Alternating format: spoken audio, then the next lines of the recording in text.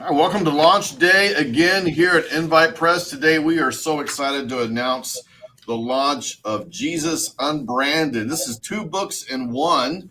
We are so excited. So here is the first volume, Jesus Unbranded, Volume 1, Stories with Spin. And then we have Jesus Unbranded, Volume 2, Stories with Bite. And we are here today with 2 of the 3 contributors to the book, Mike Elms, main author of the book, and Jason Moore, artist that created the art in the book, and our other colleague who is traveling in Sydney today, Ivan Philby, who could not be with us. But we are so excited to talk with Mike and Jason. So Mike, let's kick it off with you. Tell us, what is Jesus Unbranded? Jesus Unbranded is all the parables that Jesus told, pulled together in one place across 2 volumes. Placed in chronological order, which was really interesting, but rewired, if you like, told in the manner as if Jesus were telling them to you and me and Jason and anybody viewing this stream here and now. Because if he was telling his parables here and now, he'd probably use storylines that talked into our 21st century culture rather than those tapped in to first century Palestine. It's sort of a bit of a no-brainer if you think about it, but strangely, few people have thought about it. That is great. So you actually were given a little nudge by the Holy Spirit to do this. Is that right? You were. So first, I guess we should talk a bit about your background. You've been in the ad business for a long time. And so you're part of your lifelong career has been storytelling. Is that right? Exactly. Yeah, I've been blessed to work in a fascinating and interesting business, a business that likes to get to the truth, by the way, because you can sell a bad product once, but you can't sell it twice. If you sell it on the back of a lie, you never sell anything else again. So it's actually quite a transparent business. But I've been blessed to work at 2 big agencies and work with some of the world's leading companies along the way. So that's my background. And there's stories which weave their way into and out of and around products. And the whole idea of advertising is you make things interesting, you make them relevant, you catch people's attention, you talk to them, you create a curiosity in them, a desire to hear, to find out more. You can't sell products off the screen. Advertising is a really weak force when it comes to sales, but you can create the context in which people get interested. So a few years ago, I was encouraged to lift those talents and apply them to the gospel. Encouraged is a nice way of describing what you've told me is getting harassed by the Holy Spirit while in church. It was like this big divine finger prodding me in the shoulder. No, I was moved one week to preach on the Good Samaritan. Moved by the pastor, in fact. He said, "Mike, can you do this one? Because I can't think of any fresh angles on here. So why don't you have a go?"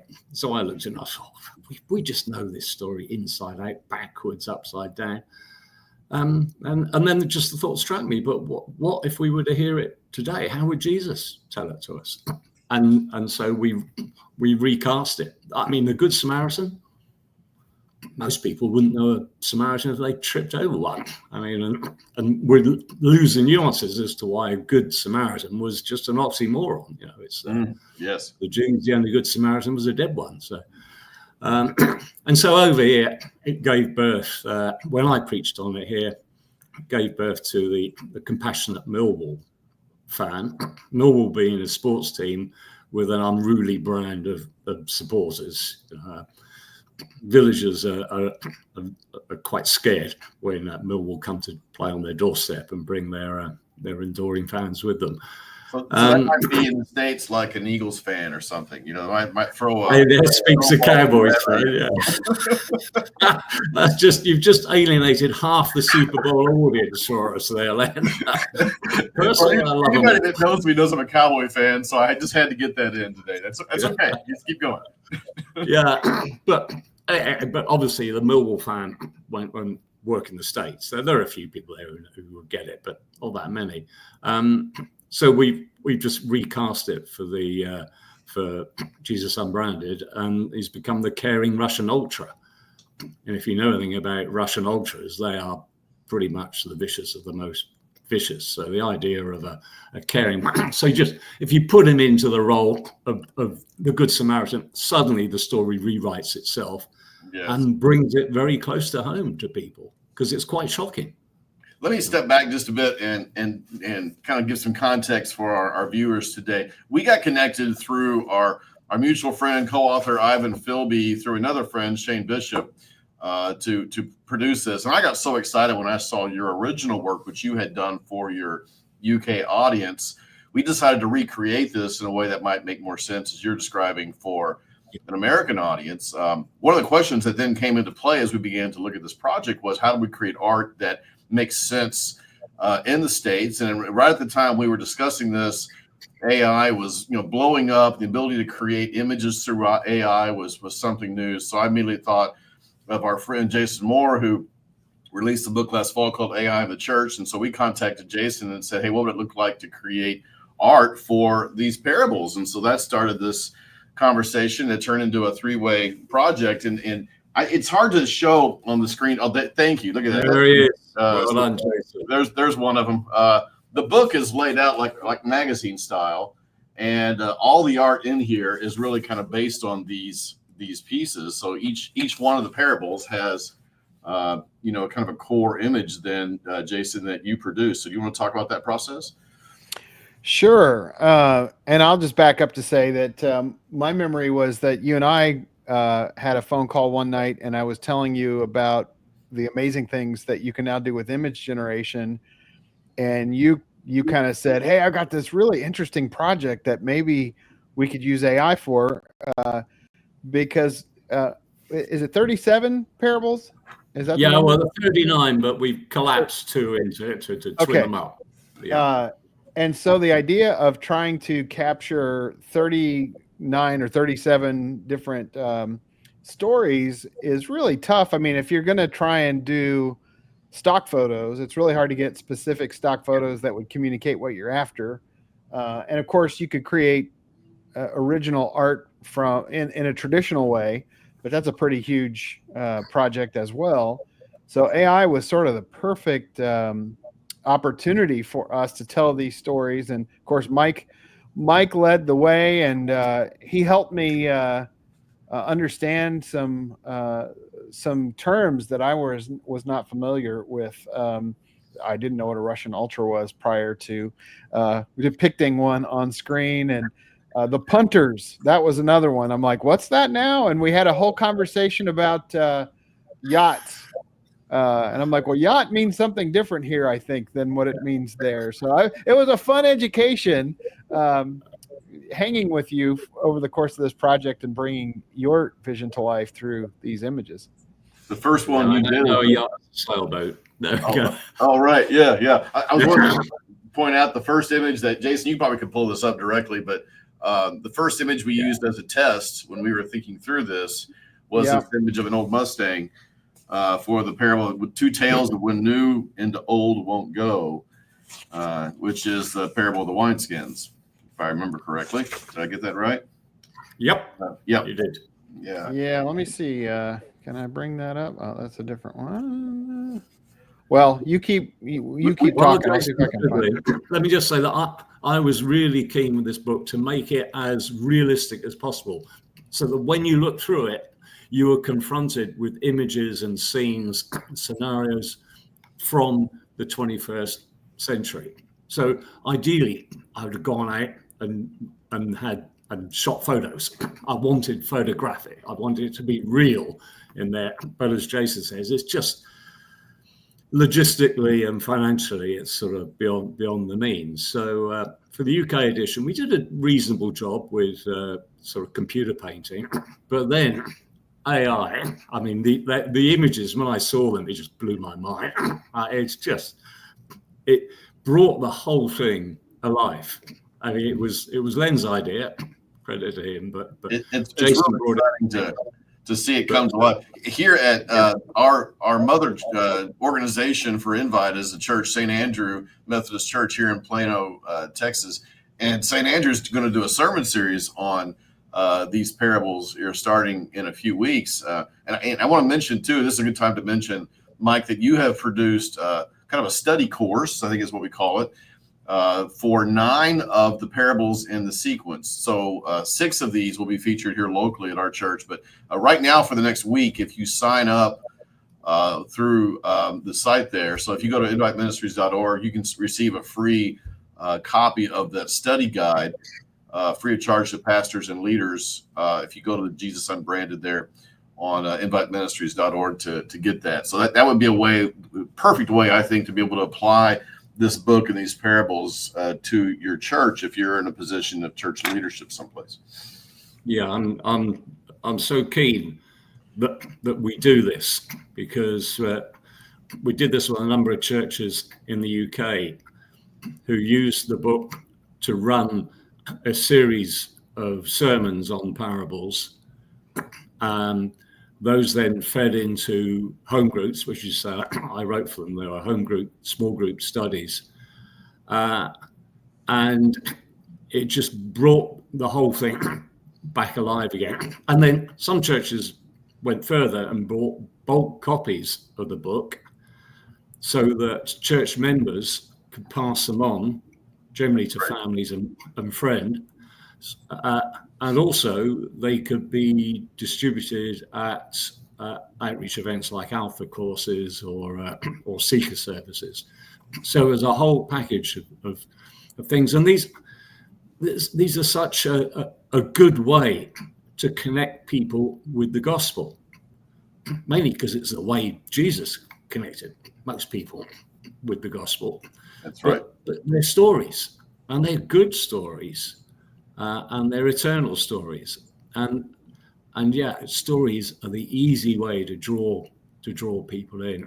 And so we've known people who have been drawn in by these stories and become curious and wanted to find out more, and have found out more. So yeah, I'm really keen. If we, I'd encourage any church to take a real close look at this, because I think we'll be putting together a powerful package of materials. And you know what? These stories are dying. That's the horrible truth of the matter, because people are not reading their Bibles. They're not going to church as much as they used to. So they're not hearing the stories. If the story's not being heard, they're going to die. So we will, in addition to the current exclusive freebie we're offering, we're also planning on creating a more of a complete kit, to your point, Mike, which will be coming out in the coming months. So the books themselves are really the first piece of several things that are going to be happening here. And Jason, you had that Mustang art up there a second ago. Could you pull that up again? Yeah. I wish we had time to highlight all the art. There's been so many great pieces. Rilke, is it possible to go full screen on just Jason to show that? I don't put you too much on the spot there. Let me scale it here. Hold on.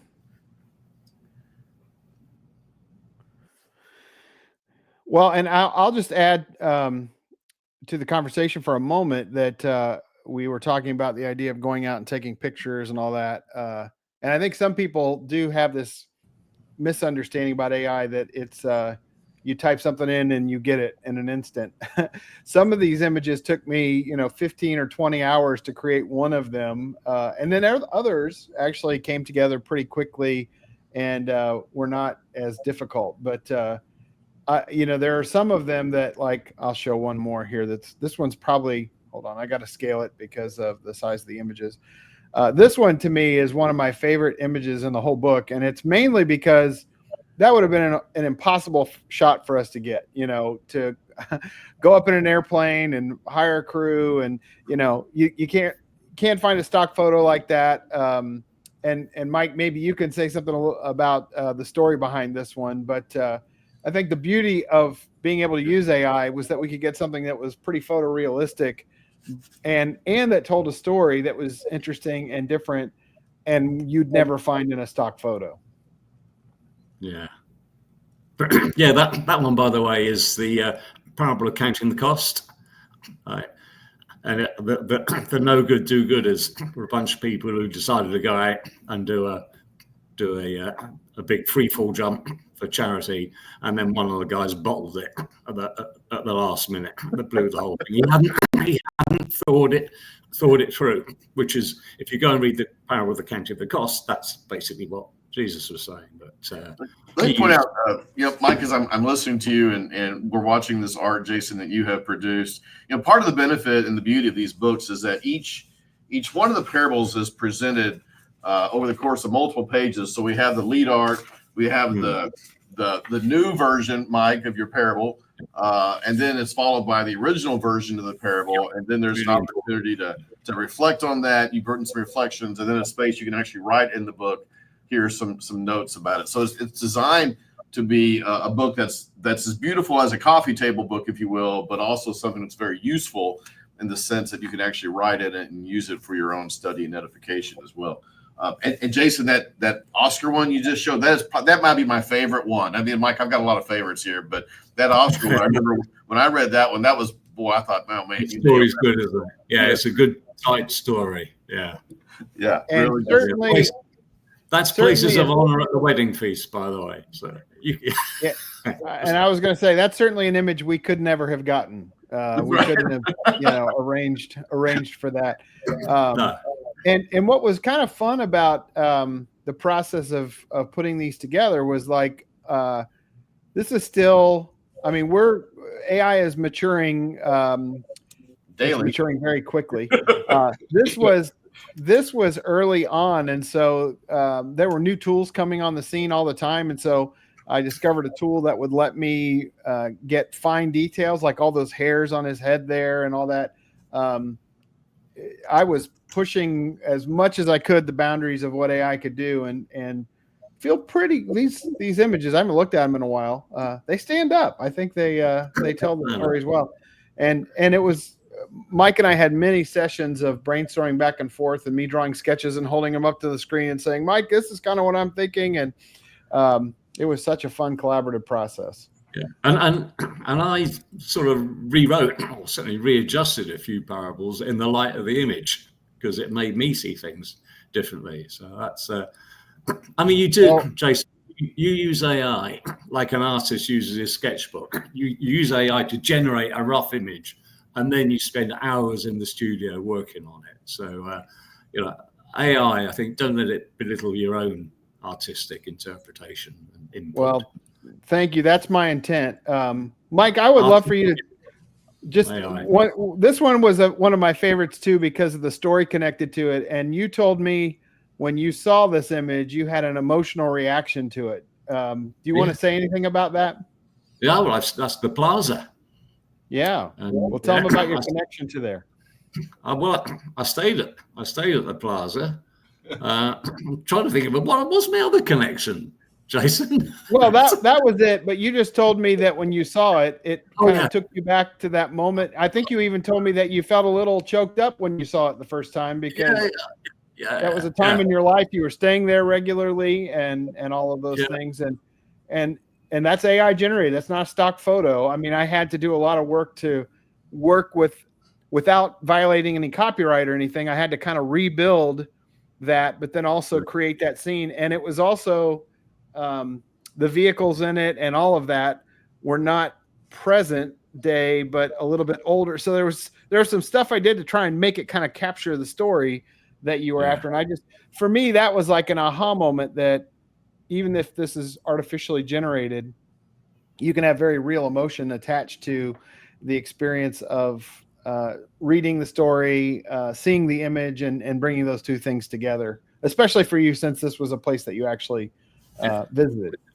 I'll tell you what, Jason, there are a whole bunch of them that got me welling up over them because suddenly I could see the story there on the page in front of me.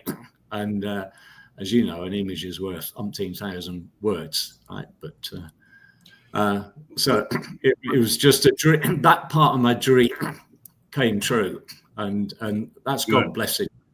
God blessing you. It's such an extraordinary way that I never thought we'd have got there, and then miraculously we did. So yeah.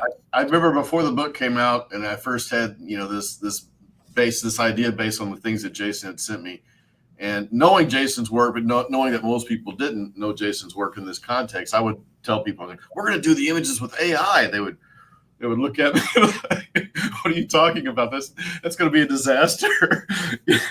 Wasn't until actually we got some images there, starting to roll out that people said, oh, I see what you mean. That's really cool.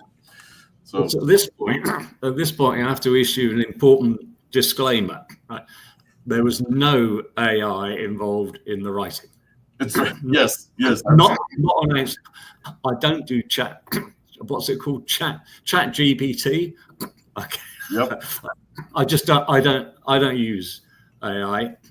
I think it would make things too easy. You become lazy. I think. For sure. And you mentioned your background a little bit, Mike, but just for the sake of the audience, I mean, when you worked at Ogilvy and worked at Tempest Group in UK, I mean, you were doing ad campaigns for Guinness and Ford and Nestle and things like that. So, I mean, this is your history. It's your background and your expertise is to write these compelling stories, and that shines through. Jason, while you're pulling up a couple of images, I wanted to emphasize that the book is available on Amazon right now. So what we like to do on these launch days is to emphasize, if you're going to buy an individual copy for yourself, it's best to buy that on Amazon, because that helps the ranking. The algorithms, it helps to draw attention to the book through Amazon, which of course is where the vast majority of books are sold today.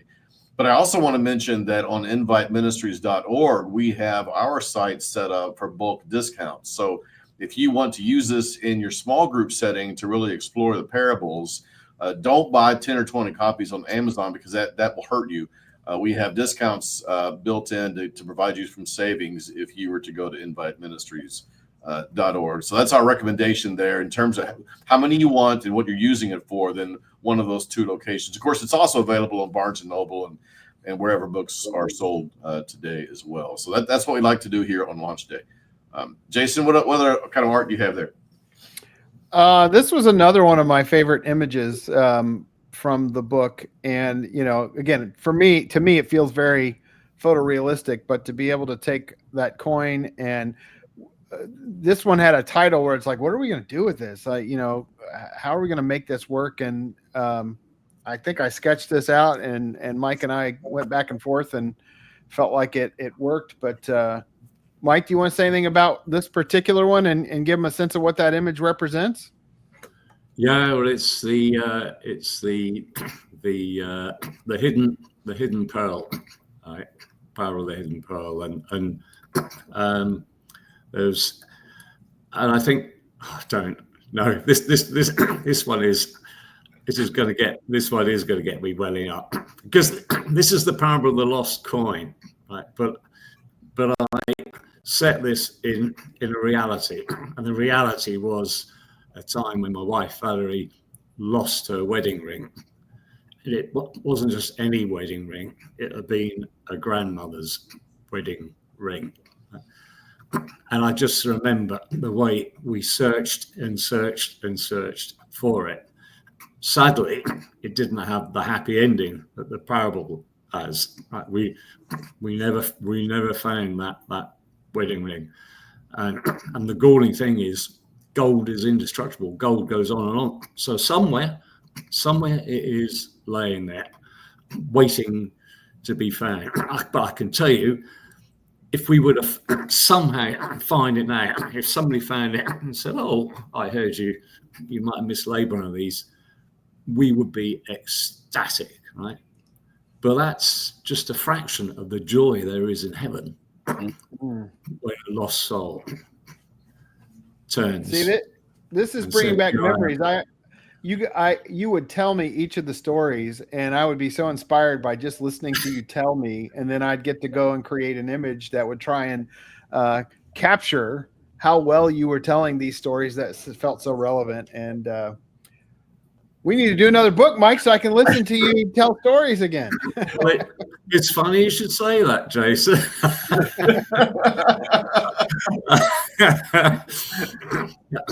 Len doesn't know it yet, but I just finished my first working manuscript of Proverbs. Oh, I know you've been working on it, Mark. I'm excited to see it. We actually want to talk about the fact that there's two here as well. That by the time you do this 37 times, it gets a little bit much for a single volume. So we actually cut this up a little bit according to the narrative sequence. You mentioned they're done in chronological order. Volume 2 is when Jesus turns his face towards Jerusalem. So they start to get a little more edge to them at this point, don't they, Mike? Yeah, the first part of his ministry, the first couple of years, he was traveling in and around Galilee, and he was teaching people. They were teaching parables. He was teaching about the kingdom of heaven and principles that all followed on from the Sermon on the Mount as he unpacked that. Two punters. Sorry, that's yeah. Anyway, don't let me get distracted. So, but there comes a point, and it comes after that phrase. He set his face towards Jerusalem. Yes. And the whole tonality of his storytelling changes. These are stories with bite, right? And they're told with a purpose. They're told, he's got some attack stories in there, some defense stories, and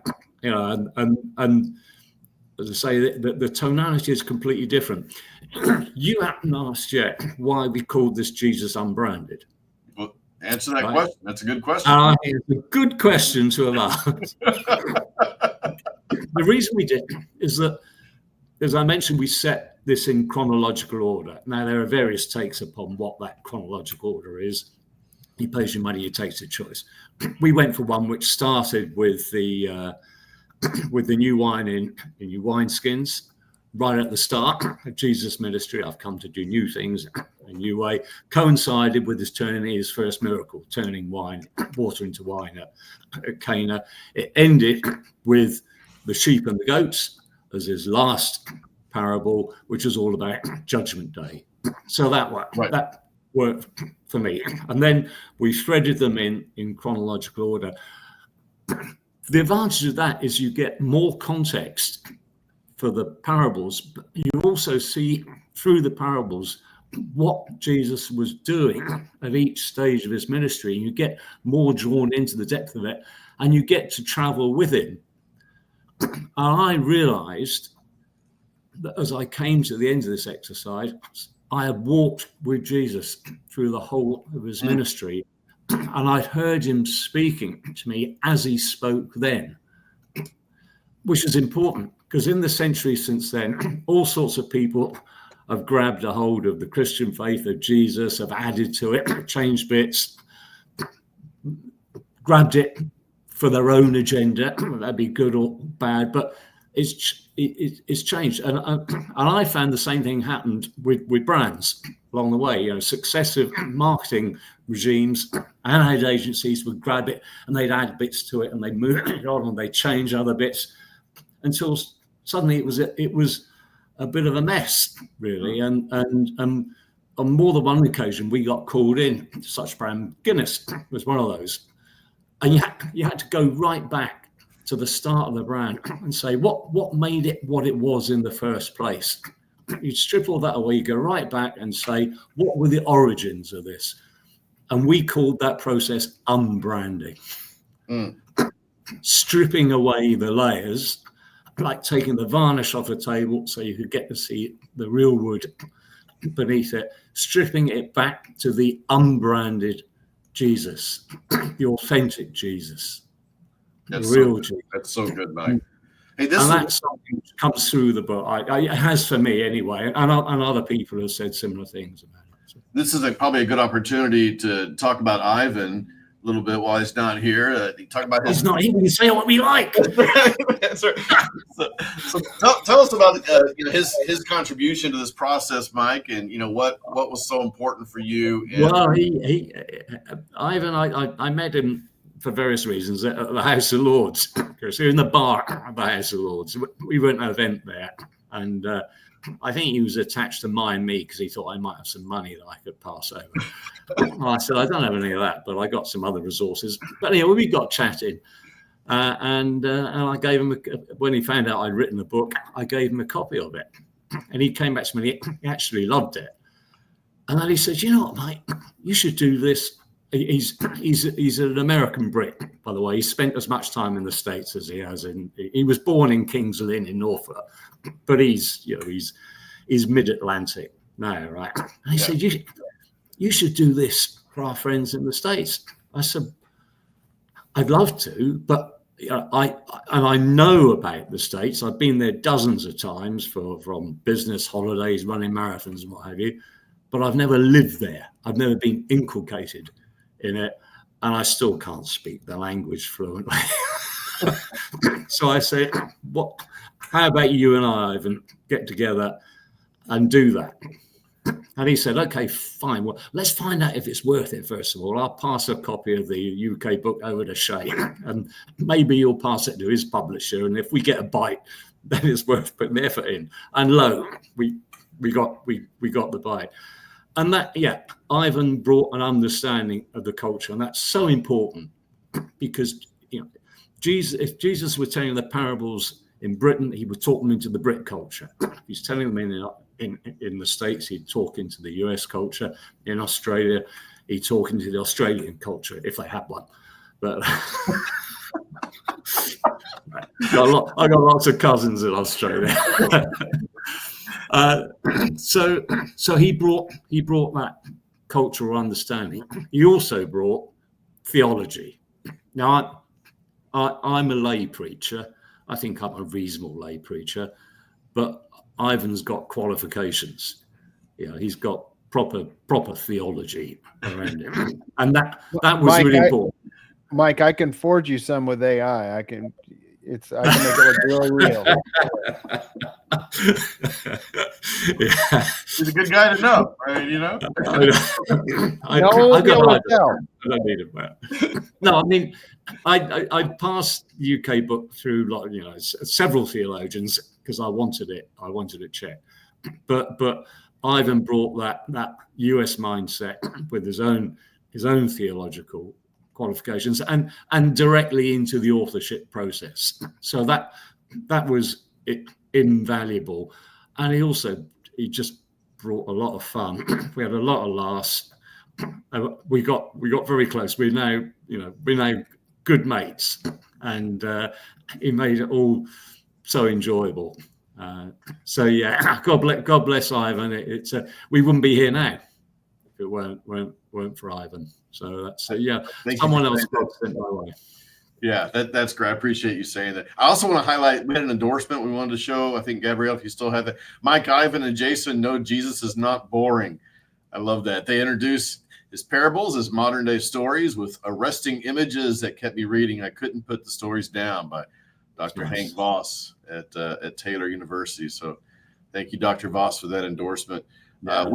We are so excited about this book, Mike. I've been so blessed by our relationship.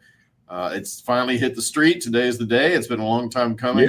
Yay. And it's fun to see it out there. And I trust that the Lord is going to do great things with it. Yeah.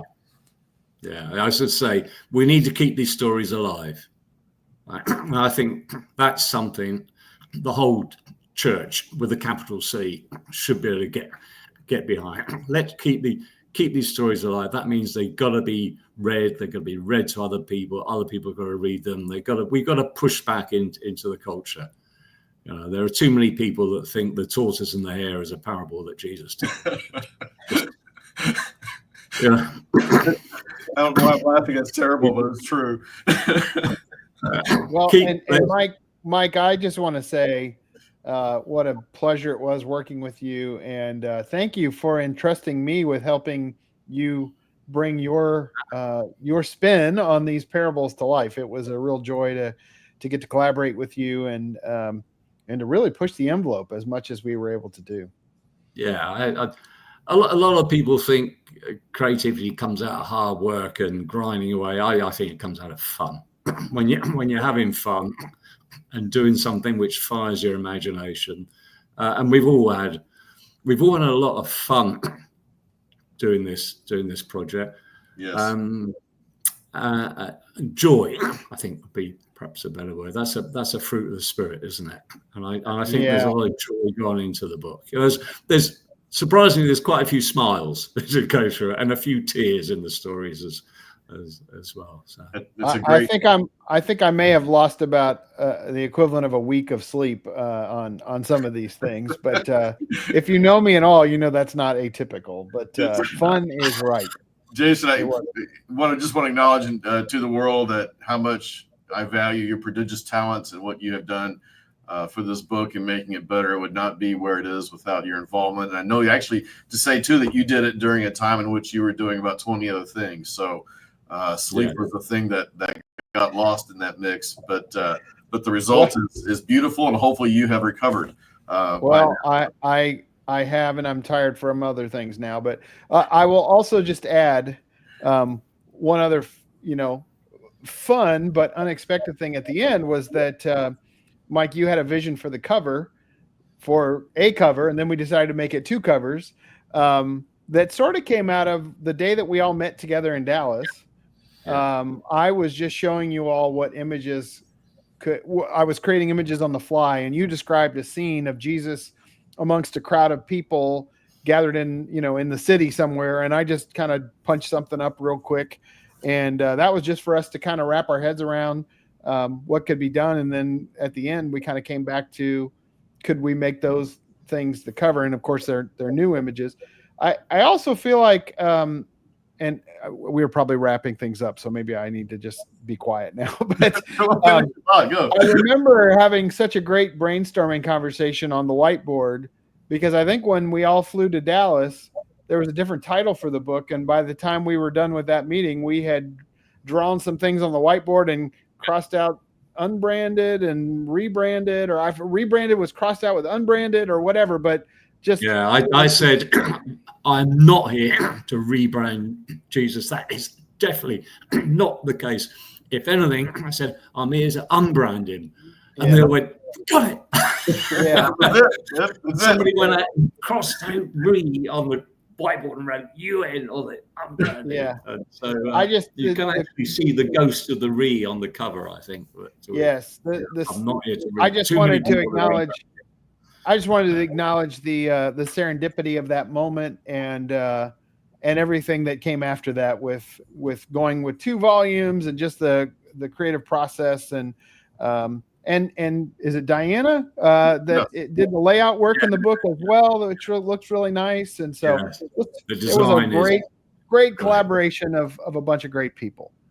Here's a little thing to end on, right? So there's the first volume. So Jesus out, he's in Central Park, right? Because he's doing his tour around Galilee and so forth. He's out teaching people, and then things change. And here he is for the parables thereafter. Where is he? He's in a political environment. He's at Washington at the memorial, and he's got a crowd of people there, some of whom are having the temerity to look the other way. Jason and I had a bit of a fight about that. I said, I'm not going to cover my book, people ignoring Jesus. He said, but that's what people have done, Mike. I said, fair point, yeah.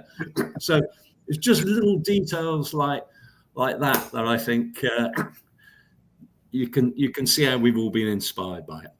That's great stuff. Thank both of you. Mike, your comment there a minute ago about joy, I just want to end on that this whole project is a joy. And my hope, if you're watching this today and you're still with us and you're thinking about using this in your church setting, that joy would be the inconsequence of introducing Jesus Unbranded parables in your local congregation as well. So now available, Jesus Unbranded, Volume 1 and Volume 2, stories without spin, stories with bite. Go to Amazon.com or inviteministries.org to get your copies today.